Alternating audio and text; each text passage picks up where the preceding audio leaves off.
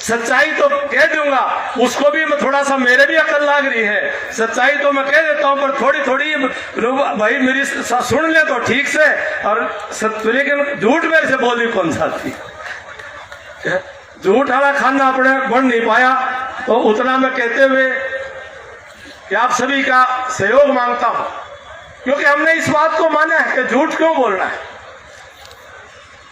कि हमें सिखाया गया है कि खुद ही को कर बुलंद इतना, अपने आप को इतना मेहनत करके अपने आप को इतना खड़ा करो, बनाओ कि हर तकदीर से पहले खुदा बंदे से खुद पूछे, बता तू चाहता क्या है, बता तेरी रजा क्या है।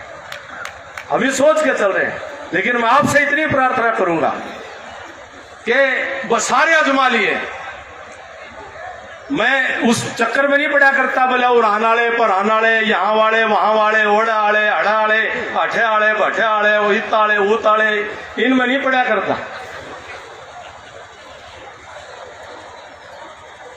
कोई किमें बन जा, कोई किमें बन जा, पर एक बात जरूर कहूंगा, सबने मौका मिल लिया।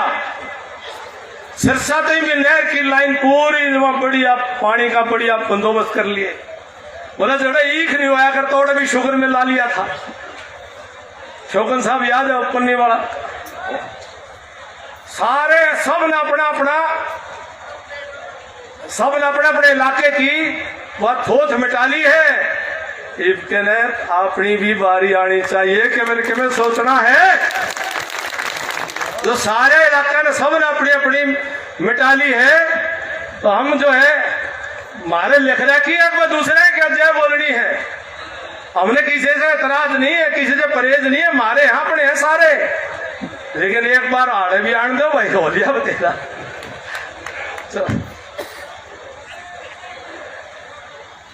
तो क्या करते ना, बोला वो एक आधी ला गया, बोला बोले बतेरा हो लिया, बोला एक तो छोड़ दे, तो भाई तो महाराज जो है छोड़ दो। तो इतना मेरे सरदारी है, मेरे समझदार लोग हैं, क्योंकि मैं इतना जानू हूं कि ये भोले तो हैं, भोले हैं, सीधे साधे हैं, पर बावड़े नहीं हैं। भोलापन तो अच्छी बात है, चालाकी अच्छी बात नहीं है, भोलापन तो रहना चाहिए, लेकिन जो भी न्यू सोचा भाई बावड़े हैं, तो भाई बावड़े तो हम रहने नहीं देंगे, हम अपने इलाके में बावड़ा नहीं रहने देंगे। हम इलाके में चेतना लेकर के चलेंगे, और सारे सुए लाना होंगे। कोई सुआ लाओगा, कोई जात पात का लाओगा, कोई किसी चीज का लाओगा, कोई किसी चीज का लाओगा। मेरी आपसे प्रार्थना है, किसी का चक्कर में न पड़ियो। वो हवा ठीक है, देश में भी हवा ठीक है, प्रदेश में भी हवा ठीक है, तो भाई हमने किसी का बुरा बनने की जरूरत नहीं है। हम भी अपना जो है हिस्सा बनाएंगे, हम भी अपना हिस्सा लेने का काम करेंगे। समझ रहे हैं ना सारी बातें में? खाम का भूंडा होने की जरूरत नहीं है, सारे रल मिलकर लागना है, देश में भी अपना हिस्सा रखना है और प्रदेश में भी अपना हिस्सा लेना है।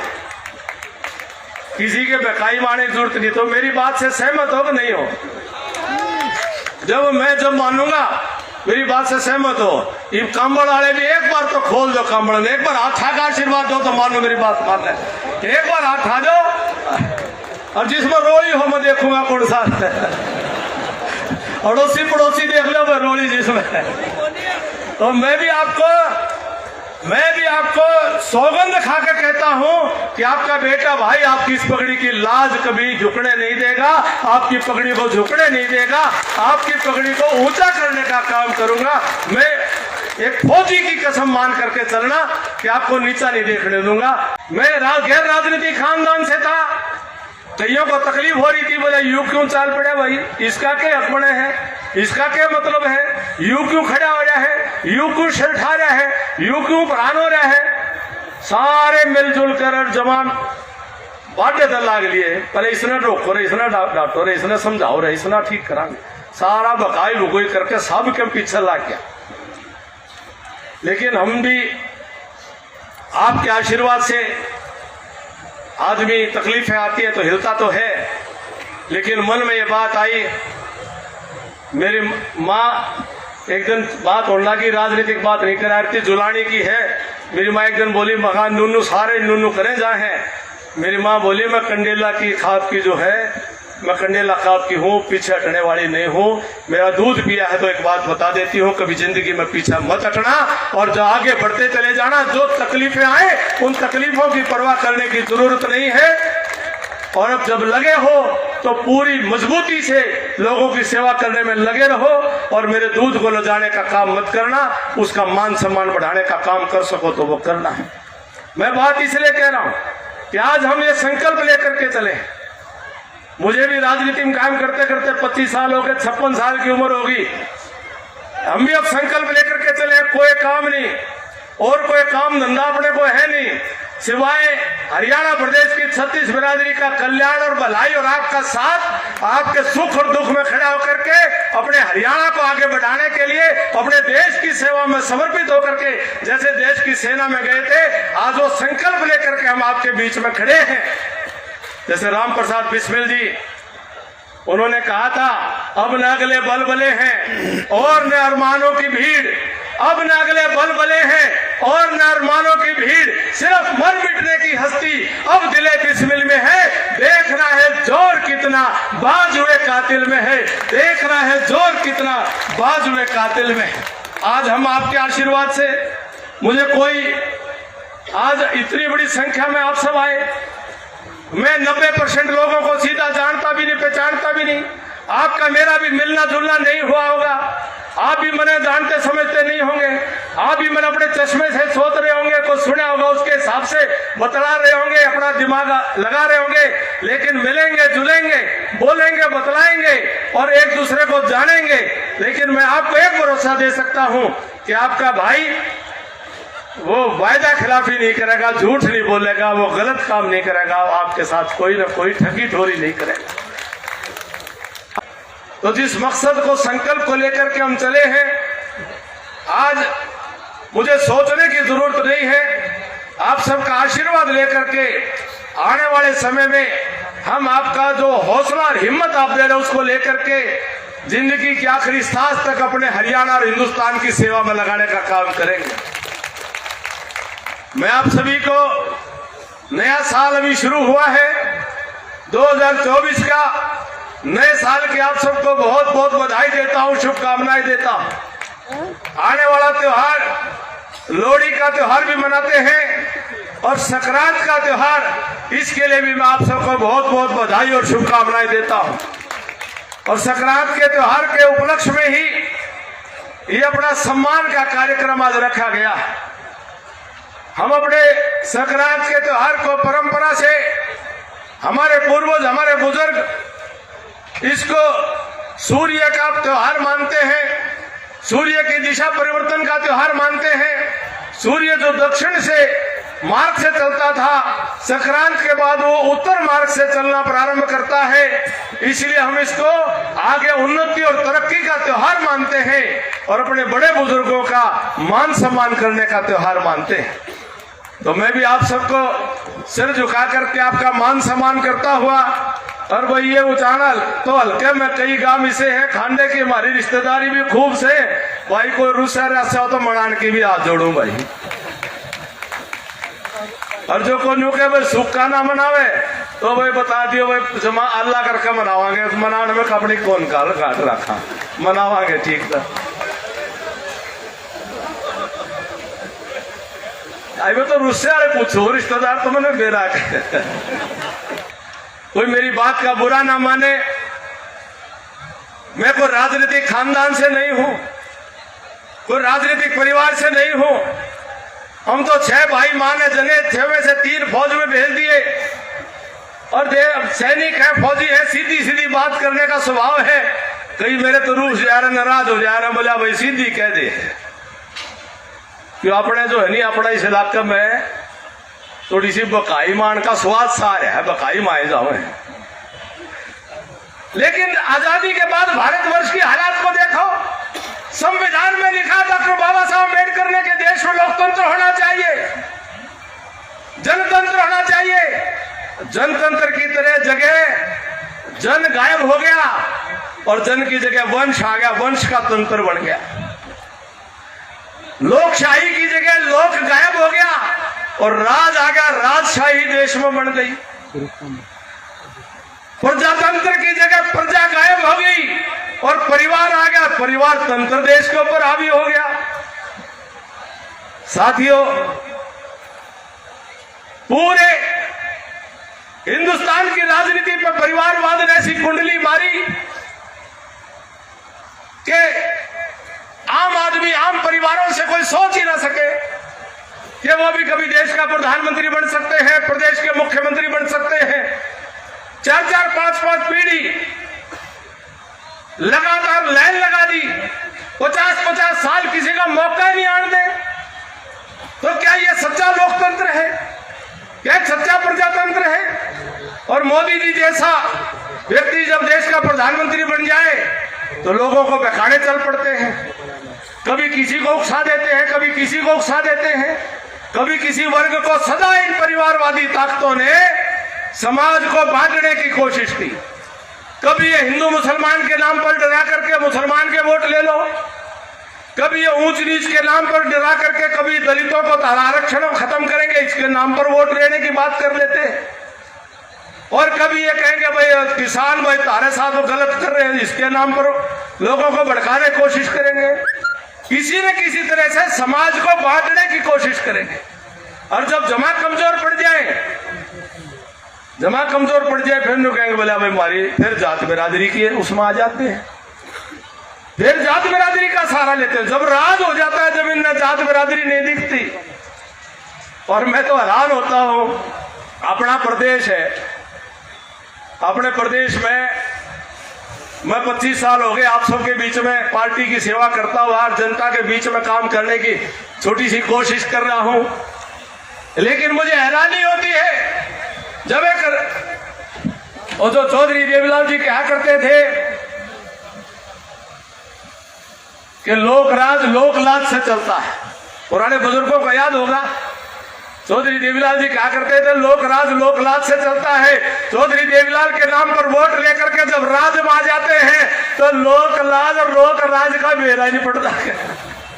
ना लोक राज का बेरा, ना लोक लाज का बेरा। राज समझ में नहीं आती। और मुझे हैरानी इस बात की होती है कि पिछले दिनों एक मां का बयान आया कि मुझे इस बात का बड़ा अफसोस है कि मेरा बेटा जो है वो बड्डी वाली सही जगह नहीं बैठ पाया। आया होगा, बयान पढ़ा होगा, सुना होगा। बोले वो माँ को अफसोस है कि उसका बेटा बड़ी सीट पर नहीं बैठ पाया। और एक दूसरी माँ और लग रही है, कई सालों से बुला के बाहर से बोला भाई सारे हरियाणा छोड़ो, मेरे बेटे ने बनाओ। मैं हैरान होता हूं कि हरियाणा प्रदेश के 3.25 करोड़ लोगों में से क्या और किसी माँ का कोई सपना नहीं है? क्या और कोई माँ अपने बेटे के लिए सपना नहीं ले सकती? उनकी सपनों की किसी को चिंता नहीं है? हम राजनीतिक क्षेत्र में काम करने निकले, हमारा संकल्प है कि इन 2 माओं के 3 माओं के बेटे की चिंता नहीं, हमारी चिंता है कि हरियाणा प्रदेश की प्रत्येक मां की कोख से पैदा हुआ 36 बिरादरी के एक बेटे के भविष्य की चिंता में है। हर बच्चा ये संकल्प ले सके, हर बच्चा ये सोच सके, हर बच्चा ये मंसूबे पाल सके, हर बच्चा ये मंजिल अपने लिए तय कर सके कि वो कितनी बड़ी से बड़ी कुर्सी बजा करके बैठ सकता है और अपने देश और प्रदेश और जनता की सेवा करने का संकल्प ले सकता है। ये कुछ माओं को, कुछ परिवारों को ये हक नहीं मिला हुआ केवल, लेकिन उनकी सोच पर हैरानी होती है कि वो केवल अपने परिवार तक सोच सीमित रखते हैं। अपने परिवार से बाहर इतने ऊर्जावान काबिल नौजवान एक एक गांव के अंदर ऐसे काबिल नौजवान बेटे बेटियां हैं। खेल का मैदान तो सारा दुनिया लोहा मानती है, लेकिन मेरे हरियाणा प्रदेश का कोई गांव नहीं है जहां 36 बिरादरी के बेटा बेटी ने शिक्षा, पढ़ाई और योग्यता के दम पर अपने देश और प्रदेश का नाम रोशन नहीं किया हो, विद्या के बल पर नाम रोशन नहीं किया हो। कोई ऐसा गांव नहीं है। 36 बिरादरी के बेटे बेटियों में वो हिम्मत है, लेकिन उनके सपनों की परवाह नहीं है, चिंता नहीं। और मैं तो उन्हें भी कहना चाहूं, कई कह रहा बोला हरियाणा वाले बोला नरे ताकत की तो बात कर ले हैं, लेकिन कई लोग बोला उन्हें बता दूं IAS के टॉप पर भी हरियाणा तो खूब लिखड़ा कर, हमने भी ये आजमा करके देख रखा। 1994 में पास करके छोड़ दी थी जमा फाइनल, हमने भी जो है छोड़ दी थी। ऐसा नहीं है, हम सेना में भी हैं, हम किसानी में भी हैं, हम खेल के मैदान में भी हैं, पढ़ाई के अंदर भी कोई हमको कमजोर ना माने, कोई गलत फहमी ना पाए, और जिसको गलत फहमी हो वो आ जाए और बैठ करके हमारे साथ इम्तिहान कर ले, हम छुट्टी देते हैं। लेकिन ये छुट्टी मेरे हरियाणा का प्रत्येक बेटा बेटी दे सकते हैं, लेकिन क्या मजबूरी है, चार पांच पीढ़ियों के जो बालक पैदा हुआ, थोड़ा सा जवान हुआ, मेरी छाती फट जाया करती थी, मैं नौजवान था, जब मेरे बड़े बड़े बुजुर्ग अपने सिरों के ऊपर पगड़ियां बांधे हुए उन नौजवान बच्चों के पांव की तरफ हाथ बढ़ाते थे, मेरी छाती फट जाया करती थी। ये लोकतंत्र नहीं है, ये हरियाणा प्रदेश का संस्कार नहीं है, ये हरियाणा प्रदेश के समाज की रवायत नहीं है। हम तो अपने गांव के अंदर अपने जब चारपाई के ऊपर भी खाट पर भी बैठते हैं तो हम अपना जात पात को छोड़ करके भी हम नेक नाता को देख करके उठते और बैठते हैं। हम सिरहाना और पांच देख करके, हम बड़े और छोटा देख करके बैठते हैं। हम किसी के किले की उसकी इंतकाल चेक करके नहीं बैठते कि यो 10 किले वाला है, यो 20 किले वाला है, 2 किले वाला पाए बैठेगा। जो नेक नाते में बड़ा है, तो उसके दाम पर एक ढूंढ भी नहीं हो, वो भी जो है सिरहाने बैठेगा और मैं उसके पाया बैठूंगा। ये संस्कार मेरे बुजुर्गों ने सिखाया था। लेकिन क्या संस्कार बन गए थे कि जो राजनीतिक खानदान में पैदा हो गया, किसी ने पढ़ाई करी हो चाहे नहीं करी हो, किसी ने कुछ लियाकत हो, कुछ आता ना हो, कुछ जाता ना हो, हमारे PhD पास बालक उनके आगे हाथ जोड़ के खड़े हो जाएं, ये ऐसा हरियाणा का समाज हमारे बुजुर्गों ने हमें नहीं बताया था। हमारे बुजुर्गों ने हमें सम्मान और स्वाभिमान के साथ जीना सिखाया था। मैं अपने बांगर की धरती की जो तथाकथित हम राजधानी कह देते उचाड़ा को, मैं बांगर की धरती की सरदारी को आज अपील करता हूं। ऐ मेरे बांगर के सरदारों, आपके अंदर बहुत ताकत है, कुव्वत है, आपके बेटों बेटियों में बहुत हिम्मत है, आपकी छत्तीस बिरादरी के भाईचारा के अंदर बहुत योग्यता है, कोई कमी नहीं है। सिर्फ एक बात को ध्यान कर लो,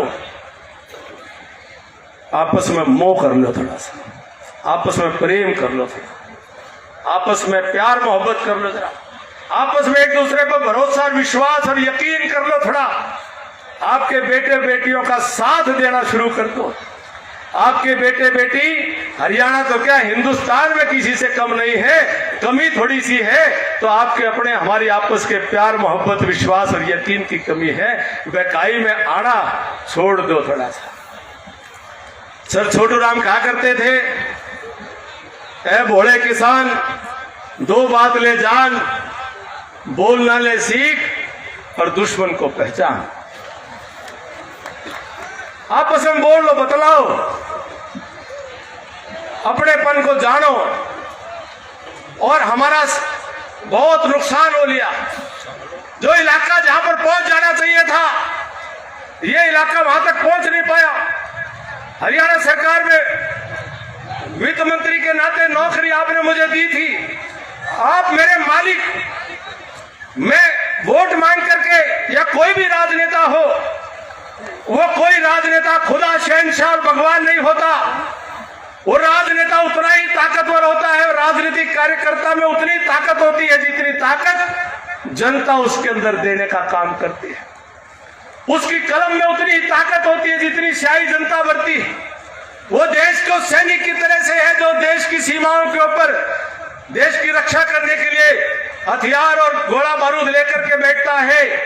सैनिक तो वही है, लेकिन सैनिक की ताकत दोस्त के देश की जनता और जनता से चुनी हुई सरकार जो हथियार और गोला बारूद देती है, उसकी ताकत उतनी ही होती है, उससे ज्यादा नहीं होती है। इसलिए राजनीतिक व्यक्ति भी उतनी ही ताकत होती है जितनी ताकत आप दोगे। जब मुझे आपने सेवा करने का मौका दिया, मुझे इस बात का एहसास था कि मुझे मेरे इलाके के लोगों की सेवा करनी है। मैं इलाके के लोगों के, वो मुझे घर से उठा करके मैंने धक्के से नहीं बनाया, मैंने हाथ जोड़े हैं, मैंने पांव पकड़े हैं, मैंने लोगों से मिन्नतें करी है, मैंने लोगों का आगे झोली करी है, मैं झोली करके वोट मांगे हैं, झोली करके मैंने नौकरी मांगी है, तो मेरा फर्ज बनता है कि मैं अपने मालिकों की सेवा करूं, मैं अपने इलाके को सुधारूं, अपने इलाके में विकास करूं, अपने इलाके के नौजवानों के बच्चों के भविष्य को संवारने का काम करूं, अपने इलाके के बुजुर्गों का सम्मान करूं, अपने इलाके के हकों की लड़ाई लड़ूं, अपने इलाके को आगे बढ़ाने का काम करूं। ये मेरा फर्ज बनता है। वोट लेकर के गायब होने का फर्ज नहीं बनता है। और वोट को छोटी मोटी चीज नहीं है, देनिये को भी पता होना चाहिए और लेनिये को भी पता होना चाहिए, दोनों को पता होना चाहिए। इसलिए मैं आज याद कराते हुए छोटी सी बात है कि 2014-15 में जब सरकार में हमें मौका मिला आपके आशीर्वाद से, तो हमारे सामने किसान को मुआवजा देने के लिए फसल के नुकसान की फाइल आई और फाइल में प्रस्ताव आया।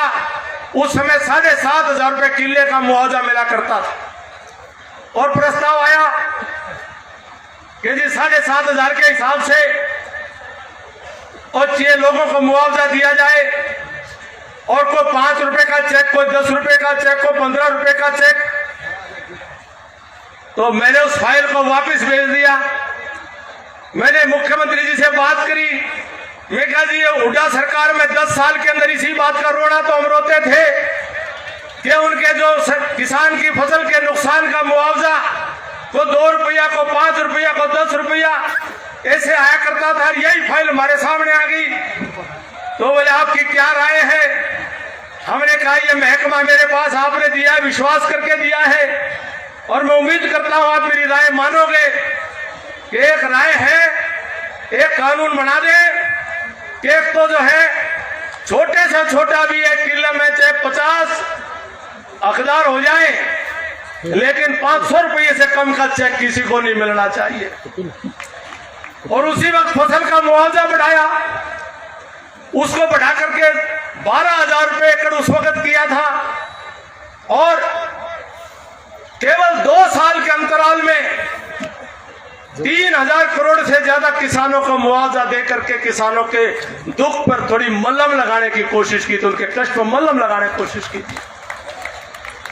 हमारे गांव के लालडोरा भीतर हरियाणा प्रदेश की आधी आबादी गांव में बस्ती, आधी से ज्यादा, लेकिन गांव के लालडोरा का कोई जमीन का रिकॉर्ड नहीं होता था, और कोई बैंक का लोन लेने चला जाए तो उसको कोई जमीन, खेती की जमीन पर लोन मिले नहीं, और उसका शहर, गांव के बाहर शहर में प्लॉट नहीं, तो उसके अभाव में वो कोई काम धंधा, किसान का बेटा, मजदूर का बेटा, गांव में रहने वाला कोई आदमी काम धंधा नहीं कर पाता था, क्योंकि गांव की जमीन का कोई रिकॉर्ड उसके पास नहीं था।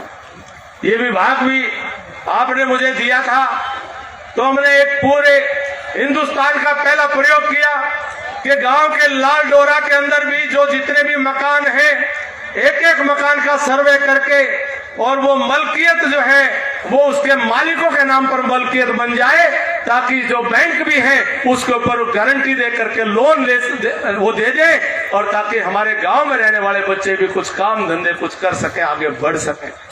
ये छोटी छोटी बातें थी जो परिवर्तन करते हुए। मैं पेंशन की बात बता रहा हूं कि पहले पेंशन मिला करती थी, कैश नकद मिला करती थी, और वो करते थे भाई 1,000 रुपये पेंशन, दीवारों पे लिखा करता, बोला कर दी मौज बुढ़ापा में 1,000 का नोट, 1,000 के नोट लिफाफे मिला करते। लेकिन वो साल में 12 महीने में से वो 3-3, 4-4 महीने लेट आती। बेचारे बुजुर्ग जो है सरपंच की तरफ जाते, सरपंच साहब पेंशन आई के, पेंशन से आ लेती चाहे नहीं आ लेती, वो कहता ना ही नहीं आई है, 3 महीने हो लिए, 4 महीने हो लिए, पेंशन नहीं आई है। चक्कर काटा करते, साल का हिसाब बेचारे भूल जाया करते। 12 महीने की पेंशन आओ नहीं आओ मिला करती, 8-9 महीने की मसाई, बाकी जो है बट्टे खाते चली जाया करती थी। मैं वित्त मंत्री के नाते विधानसभा में कानून बनाया कि भाई पेंशन जो है हरेक के खाते में सीधी जानी चाहिए। विपक्ष के नेता थे, उन्होंने मुझे विधानसभा में कहा, तू बावड़ा है, तने काम की समझ नहीं है, तने के बेरा ये तो नकद सिस्टम भी ठीक है, सरपंचों का भी काम और सारी चीजें चलती रहनी चाहिए, लोगों का के है 12 महीने में से 8-9 महीने में काम चला लेंगे, हम बावड़ी बात ना करे, तू जान दे जो कर तू कर, चालन दे। मैंने हाथ जोड़े, मैं कहा जी जो न्यू चाल्या करती जब तो लोगों ने आप शाम में बैठा रखे हो, हम ठीक करना चाहो है जब हमने और बैठा रखे ठीक हम ठीक करांगे, हमारी जितनी पार बसाओगी हम ठीक करांगे। हमने कानून बनाया, सारी पेंशन जो है वो बैंक के खाते में जाए। मैंने उनको हाथ जोड़े, मजी शुरू में दिक्कत आएंगी, सारी चीजें एक दिन में ठीक नहीं होगी, 2-3 महीने दिक्कत भी आएंगी, लेकिन हम कुल मिलाकर ऐसा सिस्टम बना देंगे कि लोगों को उसका लाभ मिलेगा। आज 3000 रुपए खाते में, कोई दीवार पे नहीं लिखा, कोई गीत नहीं गा रहे, असली मौत तो ईब कर रखी, बुढ़ापे में 3000 रुपए बिना दलाली कमीशन के सीधे खाते में आने लग रहे। असली मौत तो ईब है। ये एक बड़े परिवर्तन जो अपने पूरे हरियाणा प्रदेश में हुए, नौकरियां मिला करती थी, मुझे बताने की जरूरत है। हमने जब हम कॉलेज में पढ़ते थे तब से देखते थे नौकरी कैसे मिलती थी। नौकरी मिलती थी कोई जो उसका मुख्यमंत्री है वो मंत्रियों से बैठ करके, भाई यहाँ आई है 2000 नौकरी, 3000 नौकरी, 5000 नौकरी, भाई 20-20 नाम दे दो एमएलए साहब, 30-30 नाम दे दो मंत्री साहब, और जो है 50 नाम होंगे मुख्यमंत्री साहब के और 50 नाम होंगे मैडम के भी। वो या करते कि नहीं करते, लिस्ट बना करती। और फिर जो है एमएलए मंत्री साहिबान, फिर वो अपने वर्करों कहते, बोले भाई 20 आई है, 20 में से 2 तो भाई मेरे रिश्तेदारों की रखनी है, और बोले भाई 18 का रेट 10-10 लाख रुपए ला दिया करते, रेट लगा दिया करते। आपस में पार्टी के वर्कर को भी रेट लगा के नौकरियां दिया करते थे। ऐसे तो हरियाणा का सिस्टम चलता था। और 2014 के बाद हमें दर्द होता था। उसके बाद ना कोई जात देखी, ना पात देखी, ना कोई किसी का कुछ देखा। किसी ने हरियाणा में सोचा नहीं था, जो एचसीएस लगा करते करोड़ों रुपए देकर के लगा करते थे। और 2015 में पहली लिस्ट आई, पहली लिस्ट में 80% से ज्यादा बच्चे किसान के बेटा बेटी थे और बिना पैसे के एचसीएस और एसडीएम लगे थे। और एक बस कंडक्टर की बेटी, जब मैं उसका घर में गया, एक गरीब बस्ती में कॉलोनी के अंदर 2 कमरे के मकान में उसका सारा परिवार ढोल बजा रहा था और न्यू नाचा था। उसको तसल्ली नहीं हो रही थी कि वो एसडीएम लग गए, एचसीएस लग गए। वो जाके हमने तसल्ली कराई, पक्के लगे, साचे लगे, वहां मिठाई खा रहे थे हम। एक आधी फिर भी मैंने चोटी भर पूछे, बोला साची एक पका रहे होता, मैं विश्वास नहीं होता था, ना खर्ची ना पर्ची। एक व्यवस्था बदली, जो काबिल बच्चे हैं वो आगे बढ़ेंगे। यह खर्ची पर्ची हरियाणा की नौकरी सिस्टम से तो खत्म कर दी, इविया खर्ची पर्ची, इविया राजनीति से भी खत्म कर दो। जो सिफारिशों की खर्ची पर्ची थी ना, राजनीति से आज खत्म कर दो और व्यवस्था को सुधारने का काम हम करते रहेंगे। आज का जो मैं विषय जो रख रहा हूं कि सम्मान बढ़ाना है। किसका सम्मान बढ़ाना है? अभिमन्यु का सम्मान बढ़ाने की बात नहीं है, मंच पर बैठे इनका सम्मान बढ़ाने की बात नहीं। सम्मान बढ़ाना है हिंदुस्तान के, हरियाणा प्रदेश के एक एक आदमी का, एक एक व्यक्ति का सम्मान बढ़ना चाहिए। यह संकल्प हमें लेना। और इस संकल्प को लेकर के मुझे एक मेरा बड़ा प्रिय शेर है, सर छोटराम कहा करते थे कि भाई तुंद बाधाएं खला से, कहते थे कि तूफान आएंगे, आंधी आएंगी, सारी तकलीफें आएंगी, तुंद बाधाएं खला से न डरे औखाब, तेज हवाओं और तूफान और आंधियों से न डरे पक्षी। ये तो चलती है तुझे ऊंचा उठाने के लिए। जो तकलीफें आती है तो ऊंचा उठाने का काम करती है, हम तकलीफों से नहीं डरते। ये राजनीति में हम आगे चले। ये बांगर क्षेत्र का ऐतिहासिक इलाका और बहुत ही पवित्र पावन भूमि उचाना की सरजमीन पर आज इस ब्राह्मण धर्मशाला के प्रांगण में हरियाणा ग्रामीण उत्थान संस्थान और साथियों द्वारा आयोजित सम्मान समारोह के शुभ अवसर पर हमारे बीच में उपस्थित मेरे बहुत ऐसे आदरणीय ओम प्रकाश नैन जी, राजनीतिक रखा और हमेशा मुझे ऊर्जा और उत्साह और प्रेरणा देने का काम किया। ऐसे आदरणीय पंडित ओम प्रकाश शर्मा जी थुआ से मंच पर विराजमान आदरणीय डॉक्टर रामचंद्र जांगड़ा जी, आदरणीय रामदिया पांचाल जी, डॉक्टर जिले सिंह राणा जी, बलवान शर्मा जी, हमारे खेड़ा खाप के प्रधान, ब्राह्मण धर्मशाला के प्रधान, हमारे चैल खाप के प्रधान, हमारे आदरणीय जो मंच का संचालन कर रहे रामचंद्र अत्री जी प्रिंसिपल साहब, सज्जन ठेकेदार जी भोंगरा से, आदरणीय सज्जन शर्मा जी मांदी से, धर्मवीर जी हमारे पार्षद, हमारे हिसार जिला के जिला परिषद के वाइस चेयरमैन भाई समुंदर जी, डॉक्टर राजवीर जी जिला पार्षद खेदड़ से, भाई सतवीर प्रधान जी हमारे खेड़ा खाप से, खरगपुरा से आदरणीय देशराज शर्मा जी, आदरणीय चौधरी बलबीर चहल जी,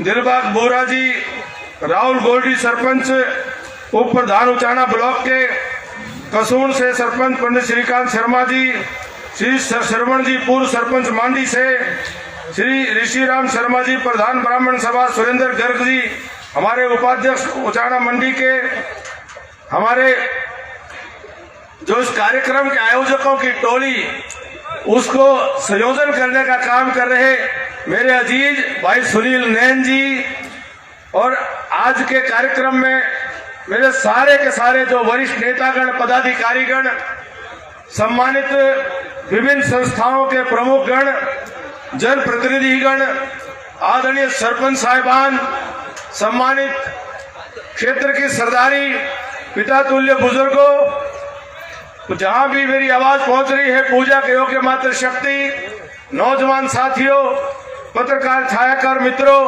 और मेरे बहुत ही स्नेही जो विकास सातरोडिया भाई कलाकार और उनकी पूरी टीम, बहुत प्रेमी भाई हमारे, और मेरी पलटन के जिस रेजिमेंट में मैंने सेवा की और 31 साल पहले मैं आर्मी से जब रिलीज होकर के आया, तो उसके बाद जिन्होंने आर्मी मेरी पलटन में जिन्होंने सेवा दे रहे हैं और हिंदुस्तान के हैंडबॉल टीम के कप्तान हैं हमारे तो भाई सूबेदार नवीन पुनिया साहब लाडवा से हैं, और बड़े अच्छे कलाकार भी हैं, बड़े नशे के खिलाफ बड़ा अभियान चला करके चलते हैं।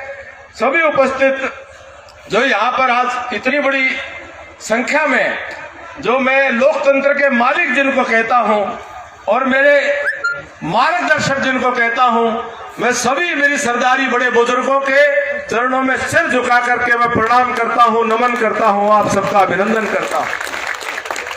मैं गदगद हूँ, अभिभूत हूँ कि आप सबने जैसे कहा कि कड़ाके की सर्दी होने के बावजूद भी इतनी बड़ी संख्या में आप सब यहाँ उपस्थित हुए हैं। आपका साथ में बना रहो, इतनी आपने मेरी बात को बड़े त्याग ध्यान से सुना, बड़े प्रेम से सुना। मैं हमेशा जिंदगी भर आपको याद करता रहूंगा, आज के इस कार्यक्रम को याद करता रहूंगा। सबने संक्रांत की राम राम बोल, भारत माता